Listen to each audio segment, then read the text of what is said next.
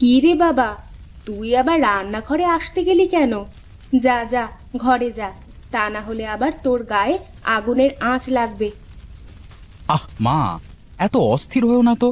আরে এখন তো আমি আর সেই ছোট্ট মদনটি নেই, এখন আমি অনেক বড় হয়েছি। হ্যাঁ, বেশ বড় হয়েছিস, কিন্তু জানিস বাবা, সন্তানেরা কখনো বাবা মায়ের কাছে বড় হয় না। তা তুমি ঠিকই বলেছ মা। তা কি রান্না করছো শুনি? তোর পছন্দের লাউ আর মাছের মাথা দিয়ে মুড়ি ঘন্ট করেছি রে বাবা। বাহ, আজ তো তাহলে খাওয়াটা বেশ ভালোই হবে, কিন্তু সাথে যদি একটু আচার হতো না মা। আমি জানতাম এ কথা তুই বলবি, তাই তো আগে থেকে নকুলদের বাড়ি থেকে এনে রেখেছি। এই জন্যই তো বলে মা, তুমি আমার মনের না বলা কথাগুলোও কিভাবে যেন জেনে যাও। যা বাবা, ঘরে যা।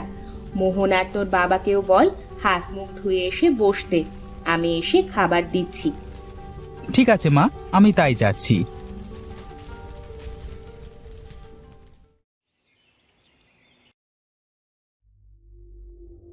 এ কি রেঁধেছো মা? রোজ রোজ এসব খাবার দিয়ে কি ভাত গলা দিয়ে নামে? কেন রে বাবা, মুড়ি ঘন্ট তো বেশ ভালোই হয়েছে। হ্যাঁ, তোমাদের কাছে তো ভালো হবেই, কারণ তোমাদের ভালো ছেলের যে খুব পছন্দের খাবার। আহা, থামবি তুই? নে নে, চুপচাপ খেয়ে নে। হ্যাঁ, আমাকেই তো সব সময় বলবে। কই, তোমার বড় ছেলেকে তো কখনো কিছু বলতে শুনি না। তোর খেতে হলে খা, না হলে খাবার রেখে উঠে যা। কি এত বড় কথা? থাকবো না আমি এ বাড়িতে, আর এক মুহূর্তও থাকবো না। আরে মোহন, খাবার রেখে উঠতে হয় না। আরে বস, খেয়ে নে, তারপর যেখানে ইচ্ছে যাস। তোমার খাবার তুমি খাও, আমি চললাম। দেখলে তো মা, পাগলটা না খেয়ে চলে গেল। যাকে, নে বাবা, তুই খেয়ে নে, তরকারিটা বেশ সুন্দর হয়েছে।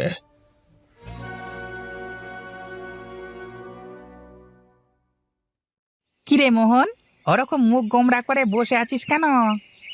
আর বলিস নে, বাড়িতে আমার কোনো মূল্যই নেই। সব সময় বড় ছেলে যা বলবে তাই হবে।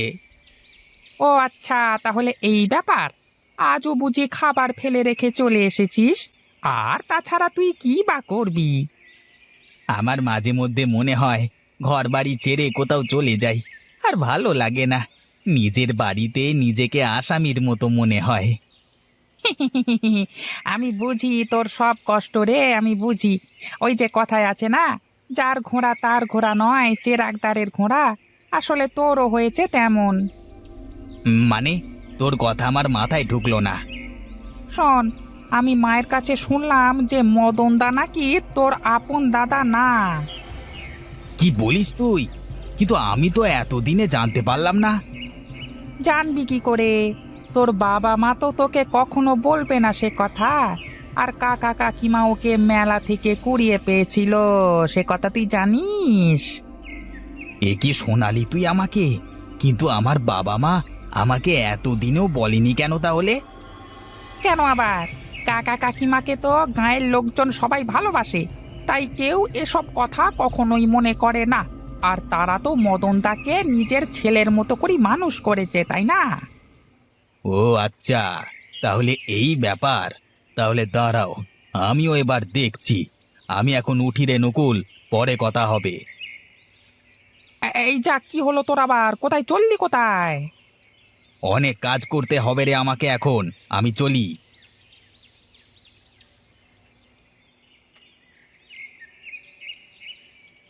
এই কাগজে কি লেখা আছে? তোমার অত কিছু জেনে তো কোনো লাভ নেই। তোমাকে যা বলছি তুমি তাই করো। না, আমি না জেনে কোনো কাগজে সই করতে পারবো না। সই তো তোমাকে করতেই হবে আজ। কেন সই করবে না? এই কাগজে লেখা আছে তোমার সব সম্পত্তি এখন থেকে আমার নামে করে দিলে। না, আমি এ কাজ করতে পারবো না। এবার বুঝতে পেরেছি কেন পারবে না। মদন কে, কি তার পরিচয়? মনে করেছো আমি কিছুই জানি না? না, কি কি কি জানিস তুই?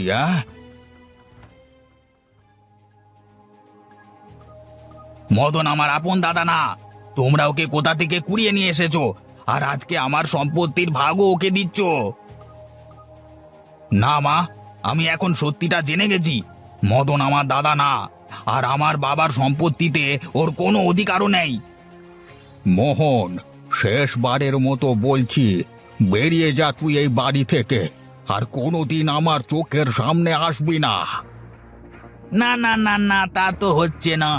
আমি চোরের উপর রাগ করে মাটিতে ভাত ঢেলে খেতে শিখিনি বাবা। আমার শরীরেও তোমার রক্ত বইছে বলে দিলাম। ভালোই ভালোই সই করে তোমরা আর তোমার ওই বড় ছেলে এই বাড়ি ছেড়ে চলে যাও। কি কি বললি তুই? হ্যাঁ, যা বলেছি তা ঠিকই শুনেছ। বাবা, আমার মনে হয় মোহন ঠিক কথাই বলেছে। তুমি ওর নামে সবকিছু দিয়ে দাও, তোমরা সুখে থাকো। আমি তোমাদের চোখে জল দেখতে পারবো না কখনো। আমি এই বাড়ি ছেড়ে চলে যাব। না বাবা না, তোকে কোথাও যেতে দেব না।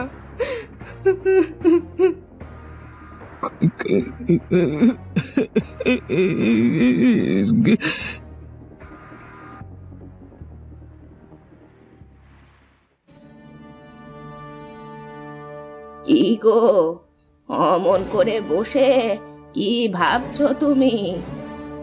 কি আর ভাববো, ভাবছি আমার এই যে মাঠে এত জমি বাড়ি, এসব কে দেখবে? এখন আমার মদন যদি আমার কাছে থাকতো। আমাদের দুর্ভাগ্য, তাই আমরা আমাদের মদনকে হারিয়ে ফেলেছি। দেখো, একদিন আমার মদন ঠিক আমার কোলে ফিরে আসবে। আজকে যদি আমার মদন থাকতো, কত বড় হয়ে যেত। ঘরে একটা বৌমা আনতাম, নাতি নাতনি হতো। আমারও তো শখ করে নাতি নাতনি নিয়ে খেলতে, কিন্তু আমাদের কপালে তা তো লেখা নেই। আমি ভেবেছি মরবার আগে আমার সব জমি জমা গায়ের মানুষের মাঝে বিলিয়ে দিয়ে যাব। এটা তুমি ঠিকই বলেছ। তাছাড়া গাঁয়ের লোক তোমাকে কত সম্মান করে। সবাই আমাদের জমিতে ফসল ফলিয়ে আমাদের ঘরে ফসল দিয়ে যায়। আর শোনো গিন্নি, এই এত কিছু তো আর মরার পরে কিছুই সাথে করে নিয়ে যেতে পারবো না। এই জন্যই তো আফসোস হয় গো, যদি আমার মদনকে ফিরে পেতাম। চিন্তা করো না, কপালে থাকলে আমার কোলের ধন আমার কোলেই ফিরে আসবে একদিন। কি হলো, কোথায় চললে তুমি? যাই দেখি, একটু গ্রামের ভেতর থেকে হেঁটে আসি।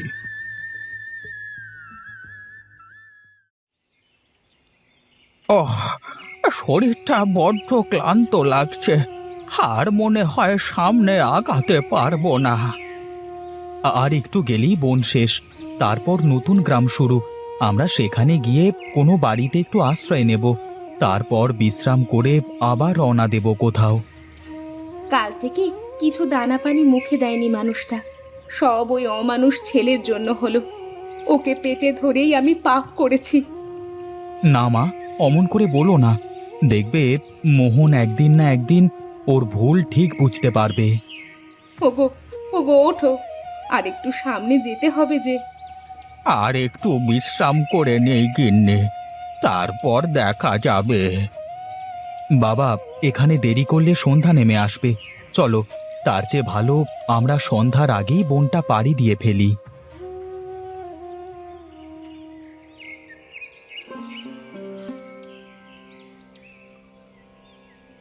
এই তো, এই গ্রামেই দেখতে হবে আজকে রাতটা কোথাও কাটানো যায় নাকি।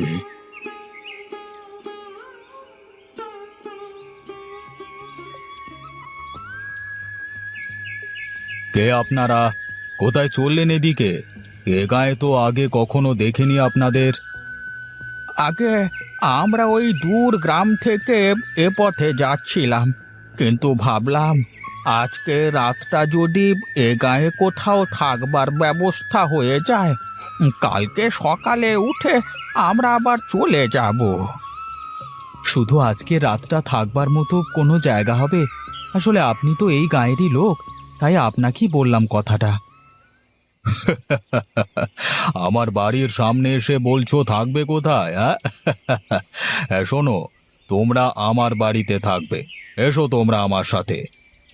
সত্যি বলছেন আপনি? আপনি আমাদের থাকতে দেবেন? আরে হ্যাঁ হ্যাঁ, আপনারা হলেন এ গাঁয়ের মেহমান, আর মেহমানদের আপ্যায়ন করা যে সৌভাগ্যের ব্যাপার। চলুন আমার সাথে।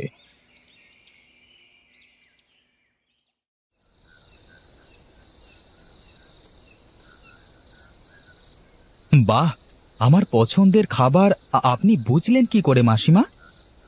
মুড়ি ঘন্ট বুঝি তোমার খুব প্রিয়?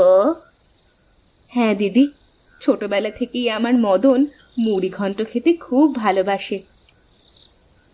বুঝলেন, আমাদেরও একটা ছেলে ছিল, দেখতে ঠিক আপনাদের ছেলের মতো। ওর নামও মদন। তাই নাকি মশাই? তাহলে ভেবে নিন এটা আপনারও ছেলে। তা আপনার ছেলে কোথায় থাকে, কি করে শুনি? অনেক বছর আগে বনের ওপারে মেলা দেখতে গিয়ে আমরা আমাদের ছেলেকে হারিয়ে ফেলি। জানি না এখন কোথায় আছে, বেঁচে আছে কিনা। কি বললেন? মেলার মাঠে হারিয়ে ফেলেছেন? আর ওর পরনে ছিল নীল রঙের শার্ট আর হাফ প্যান্ট? হ্যাঁ হ্যাঁ, কিন্তু আপনি জানলেন কিভাবে? দেখো গিন্নি, কপাল কোথায় নিয়ে দাঁড় করিয়ে দেয়। শুনুন মশাই, এই হলো আপনাদের সেই ছেলে মদন। আজ থেকে অনেক বছর আগে আমি ওকে মেলার মাঠে খুঁজে পাই, কিন্তু ওর নাম ছাড়া ও আর কিছুই বলতে পারছিল না। হ্যাঁ, তারপরেই তো ওকে আমরা আমাদের নিজের ছেলের মতো বড় করেছি। সত্যি তুই আমার মদন? ওগো, ওগো, আমি বলেছিলাম না আমার মদন ঠিক একদিন ফিরে আসবে। বুঝলেন মশাই, এখন তো বয়স হয়েছে, গায়ের মানুষও আমাকে খুবই শ্রদ্ধা করে, তাই তারাই আমার জমি জমা দেখাশোনা করে। ওরাও কিছু পায়, আমারও চলে যায়। বেশ বেশ, তাহলে তো আপনি মশাই বেশ ভালোই আছেন। আর এখন তো আবার ছেলেকেও পেয়ে গেলেন, এখন তো আপনি আরো খুশি। হ্যাঁ, এখন থেকে আমার সবকিছু মদনই দেখবে। আর হ্যাঁ, একটা কথা, আপনি আর বৌদীপ আমাদের সাথে এখানেই থেকে যাবেন।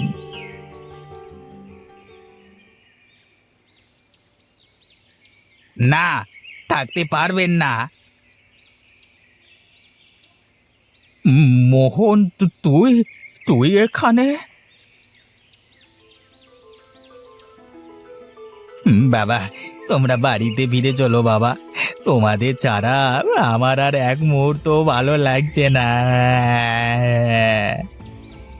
আমি বলেছিলাম না বাবা, মোহন ঠিক ওর ভুল বুঝতে পারবে। আমাকে তুমি ক্ষমা করে দাও দাদা, চলো না বাড়িতে ফিরে চলো। না রে ভাই, এখন আর আমি চাইলেও যেতে পারবো না, কারণ এখন আমার দুটো পরিবার। তার মানে? হ্যাঁ রে, ইনি হচ্ছেন মদনের আসল বাবা, আর উনি হচ্ছেন মা। আমাদের এই দুই চাষার ওই একটাই ছেলে। আমি বুঝি তোমার ছেলে নয় বাবা? হ্যাঁ। তা হবে কেন? আজ থেকে আমাদের এক একজনের দুটো করে ছেলে। আয় বাবা, তোরা আমার বুকে আয়।